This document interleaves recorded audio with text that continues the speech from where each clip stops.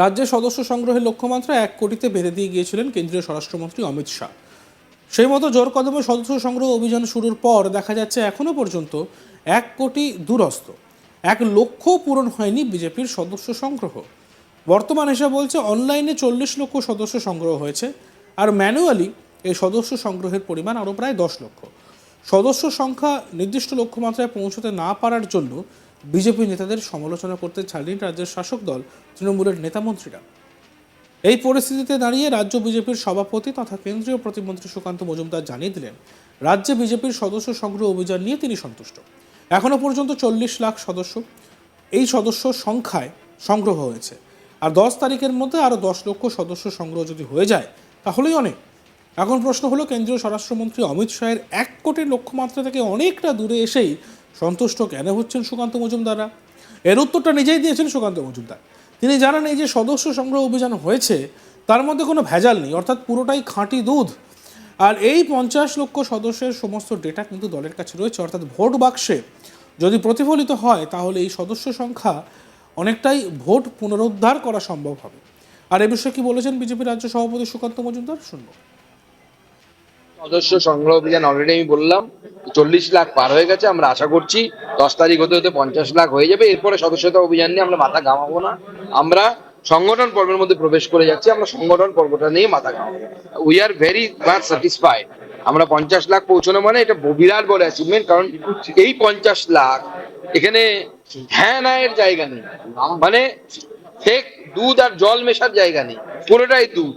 এবং সেই পরিমাণ মেম্বারশিপ হওয়া মানে যথেষ্ট। এবং সেখানে কোথায় বাড়ি, কোন পাড়ায় বাড়ি, কোন বিধানসভার মানুষ, সমস্ত তথ্য আমাদের কাছে আছে। এইটা বিরাট বড় একটা প্রাপ্তি এবং এটা গোটা ভারতবর্ষের দিকে পশ্চিমবঙ্গ অগ্রণী সারিতে আছে। যে এই যেটা দেখা গেছে পশ্চিমবঙ্গের যারা মেম্বারশিপ হয়েছে, এই ধরুন আজকে আমি 40 লক্ষ অব্দি ধরে নিই, তাহলে পরে এই ডেটার যে ফর্ম ফিল আপ হয়েছে প্রত্যেকটি কালাম দেখেন 90% কালাম ফুলফিল করা হয়েছে। অর্থাৎ তথ্য খুব তথ্য সমৃদ্ধ মেম্বারশিপ, যেটা সব থেকে গুরুত্বপূর্ণ। কোয়ালিটি মেম্বারশিপ, কোয়ান্টিটি এখানে ম্যাটার করে না।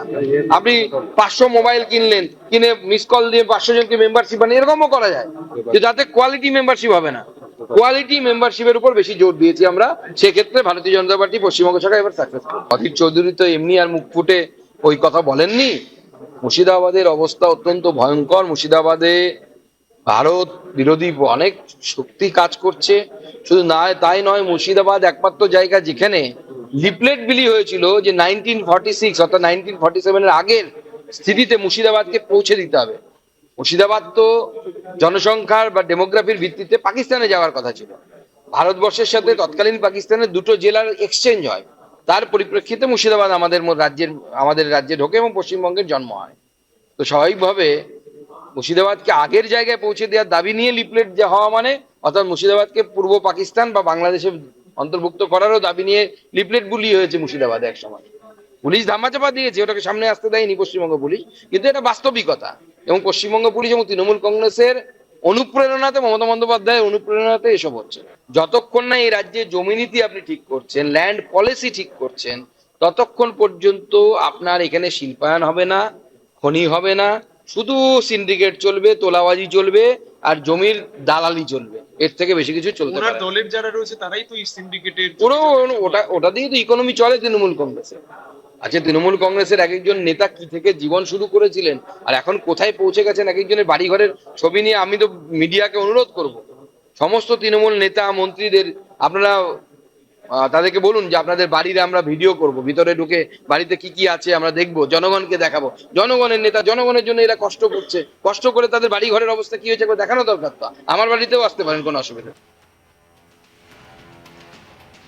রাজ্য বিজেপির সদস্য সংগ্রহ অভিযান নিয়ে তিনি সন্তুষ্ট। এখনো পর্যন্ত 40 লাখ সদস্য সংগ্রহ হয়েছে, আর 10 তারিখের মধ্যে আরও 10 লক্ষ সদস্য সংগ্রহ যদি হয়ে যায় তাহলেই অনেক, এমনটাই জানিয়েছেন বিজেপির রাজ্য সভাপতি সুকান্ত মজুমদার।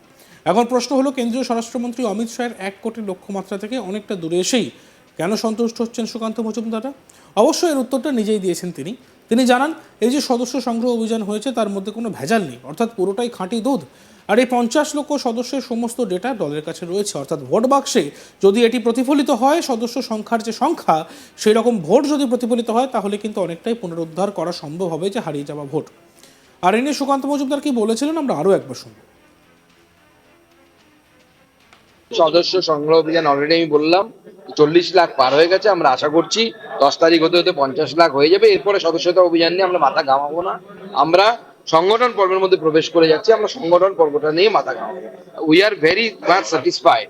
আমরা 50 লাখ পৌঁছানো মানে এটা বিরাট বড় অ্যাচিভমেন্ট। কারণ এই 50 লাখ এখানে হ্যাঁ না এর জায়গা নেই, মানে ফেক দুধ আর জল মেশার জায়গা নেই, পুরোটাই দুধ।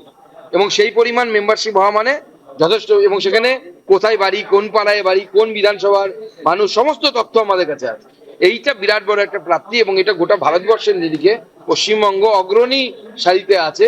যে এই যেটা দেখা গেছে পশ্চিমবঙ্গের যারা মেম্বারশিপ হয়েছে, এই ধরুন আজকে আমি যদি 40 লক্ষ অব্দি ধরে নিই, তাহলে পরে এই ডেটার যে ফর্ম ফিল আপ হয়েছে প্রত্যেকটি কালাম দেখেন 90% কালাম ফুলফিল করা হয়েছে। অর্থাৎ তথ্য খুব তথ্য সমৃদ্ধ মেম্বারশিপ, যেটা সব থেকে গুরুত্বপূর্ণ। কোয়ালিটি মেম্বারশিপ, কোয়ান্টিটি এখানে ম্যাটার করে না। আপনি 500 মোবাইল কিনলেন, কিনে মিস কল দিয়ে 500 জনকে মেম্বারশিপ বানিয়ে এরকমও করা যায়, যে যাতে কোয়ালিটি মেম্বারশিপ হবে না। কোয়ালিটি মেম্বারশিপের উপর বেশি জোর দিয়েছি আমরা।